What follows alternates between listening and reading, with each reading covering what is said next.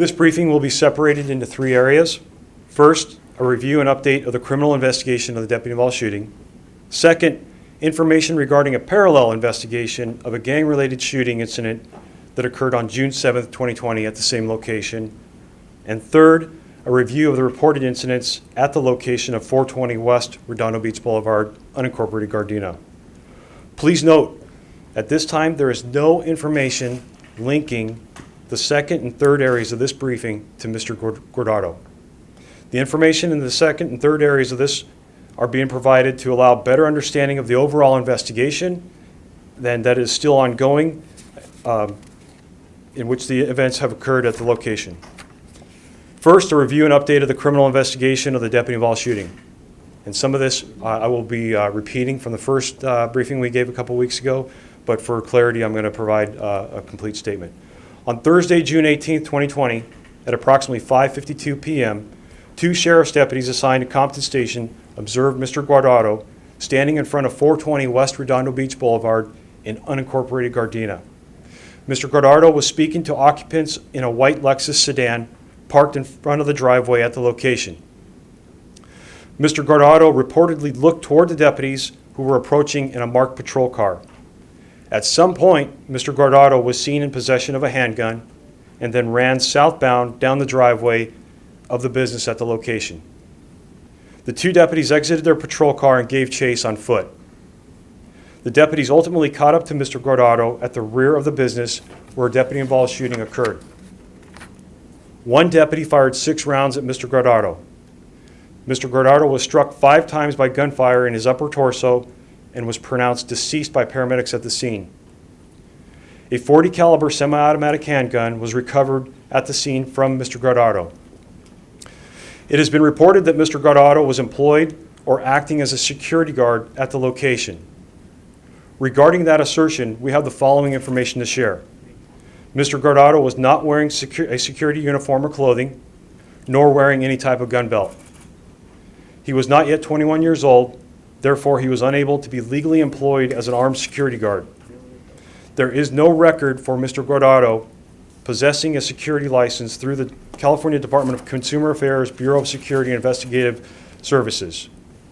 He was not in possession of handcuffs, extra magazines for the firearm, or a holster for the firearm. No person interviewed to date has admitted to hiring Mr. Guardado as a security guard at that location. When the homicide investigators responded to this incident, they obtained a search warrant for the location. Included in the search warrant was authority to seize all of the cameras at the location of the shooting. The cameras that were mounted were removed from their mounts and collected as evidence. They were examined by our technical operations investigators to determine if they had onboard memory cards. After analysis of each camera, none of the cameras contained any memory cards, nor did they contain onboard video footage. A DVR from the location was seized and also determined not to have any recorded video on it. This is a separate video DVR that was seized. I will talk about a first DVR that was seized prior to this, a week prior. Inside of the business, homicide investigators observed several gas bottles used for storing nitrous oxide. An additional search warrant was obtained in order to preserve and obtain any web-based security footage from the alarm company that monitored the business. After serving the search warrant at the alarm company responded that there was no video footage captured on their servers of the location at the time of the deputy-involved shooting. Next, distant video footage was obtained from a business across the street, but does not show the actual shooting itself. The video will be played momentarily. I want to caution you, the video frame rate and quality is very poor on this recording, and it skips intermittently throughout. Prior to starting the video, you will see Mr. Guardado standing in the driveway of the location. He will move out to the street to speak with persons in a white car, and then you'll see the deputies approach.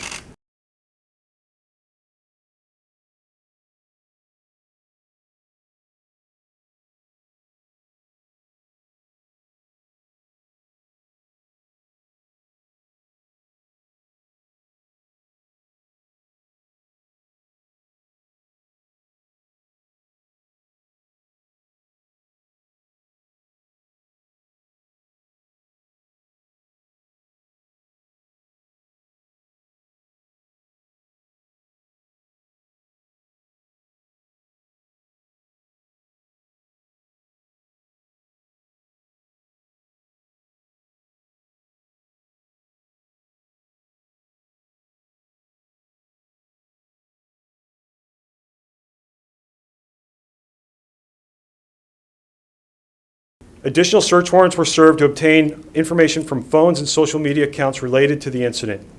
We're still awaiting results on many of those warrants. An autopsy was performed by the Department of Medical Examiner Coroner. Homicide Bureau requested that the coroner keep the results of the examination confidential until the scheduled interviews were completed with the principal subjects of the incident, including the deputies involved, the business owner, the business manager, and the occupants of the white car that you just saw Mr. Guardado speaking with when the incident began. In this incident, the investigators did not want the interview subjects to have information from the autopsy prior to obtaining their statements. Specifically, the autopsy report provided information related to the number of rounds fired, wound paths, and bullet trajectories to the persons being interviewed. Despite our request, Coroner Jonathan Lucas, in an unprecedented action, released the autopsy report publicly, potentially compromising the integrity of those interviews. Subsequently, both involved deputies have been interviewed by homicide investigators, and we've determined to give complete statements regarding the incident. And when I say complete statements, I'm referencing answering all of our questions. Since the incident, the firearm recovered by Mr. Guardado has been submitted for forensic testing. The forensic testing includes 1, functionality. The firearm was test fired and determined to be fully functional. 2, it was fingerprinted. There were no identifiable fingerprints, which is actually very common for a polymer type frame like this, where you can see there's no smooth surface. 3, general photo documentation. The pistol's photographed and determined to be consistent in design and construction with a 3D printed polymer frame. The slide and barrel are manufactured by Smith & Wesson. The frame lacks any manufacturer serial number markings, and the weapon also contained a loaded Glock magazine with 14 rounds in it. 4th is a ballistic comparison where the rounds fired from the gun are tested. We're still awaiting the results of the ballistic comparison. And 5th is serology, and Mr. Guardado's DNA was obtained from the pistol's trigger guard, and the magazine that was found inside of the weapon. Moving on, second. And this, again, second portion of this briefing, we have no linkage between Mr. Guardado and what I'm about to provide to you now. 11 days prior to the deputy-involved shooting on June 7th, deputies assigned to Compton Station responded to the same location regarding a gunshot victim. They encountered a victim suffering multiple gunshots to his torso and observed a blood trail leading to the interior of the business. A crime scene was established, and gang investigators from Operation Safe Streets Bureau responded. A search warrant was served that day by OSS, Operation Safe Streets Bureau, in order to obtain evidence related to the shooting. Inside the location, OSS investigators observed numerous bottles of nitrous oxide gas, commonly referred to as NOS. OSS investigators also found a significant amount of methamphetamine, a shotgun, and also the DVR that was actually connected to the security cameras and captured the shooting from that date was seized by the OSS investigators. An additional search warrant was authored in order to review the video contained on the DVR for the shooting of June 7th. That analysis is still ongoing. There's more than 30 days of video captured on that DVR, and investigators are still going through that. I'm going to show you 2 video clips taken from the June 7th day. One is before, and the other one is after the shooting. You'll see people lined up in the driveway. This is the same driveway that Mr. Guardado ran down from the street in the previous video. These people are lined up. Many of them are holding bottles, presumably to get nitrous oxide or NOS filled up. I will not show you the video of the shooting, as that shooting investigation is still ongoing. This is the second video after the shooting on Redondo Beach Boulevard, where you see people running out, and you'll see them holding NOS bottles as they're running out too. Now keep in mind, the victim that was shot several times in the torso and was laying in the driveway where all those people were standing.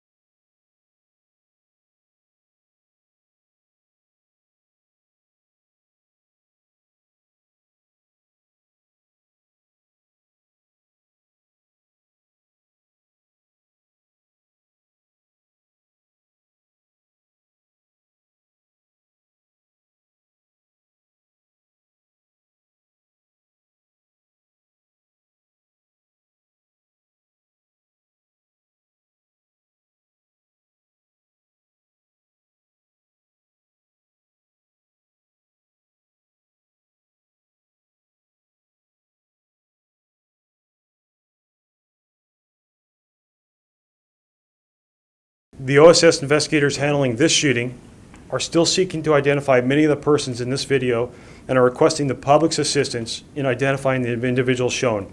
Anyone with information about this shooting is urged to contact OSS through the Sheriff's Information Bureau at the numbers I will provide at the conclusion of the press conference.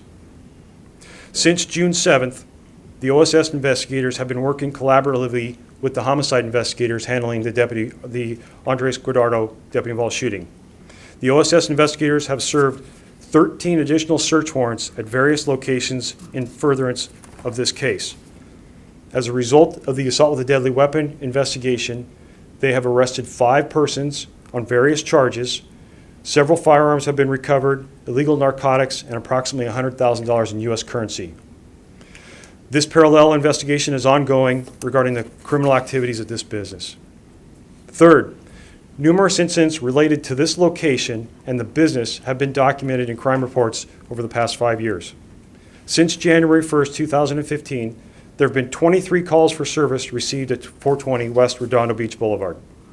These calls include 10 disturbance calls, 2 burglary calls, 2 battery calls, and 2 vandalism calls. Also, one of these incidents is a gang-related murder that occurred November 2nd, 2018. That investigation is still ongoing and not solved at this time. On June 9th, 2020, 2 days after the assault with a deadly weapon and 9 days before the deputy-involved shooting, deputies conducted a traffic stop for a vehicle blocked in the driveway at the same location.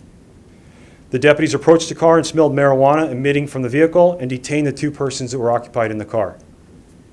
Deputies recovered narcotics and an unregistered firearm from that vehicle and arrested both occupants. On June 11, 2020, 4 days after the assault with a deadly weapon and 7 days before the deputy-involved shooting, deputies approached a vehicle parked directly in front of the red zone at that same location. The deputies ultimately detained an occupant and arrested that person for possession of methamphetamine. Lastly, both of these incidents are still actively being investigated. Our Homicide Bureau is committed to gathering all the facts possible for this tragic event. The investigators are still seeking the individuals in the white vehicle showed in the video where Mr. Guardado was speaking with, and we would like to interview them. The Los Angeles County Sheriff's Department has begun a thorough and in-depth investigation.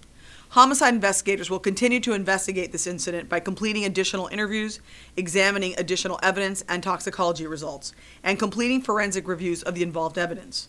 When completed, the facts of the investigation will be presented to the Los Angeles County District Attorney's Office, Justice System Integrity Division, for review and a determination whether the force used was within the law.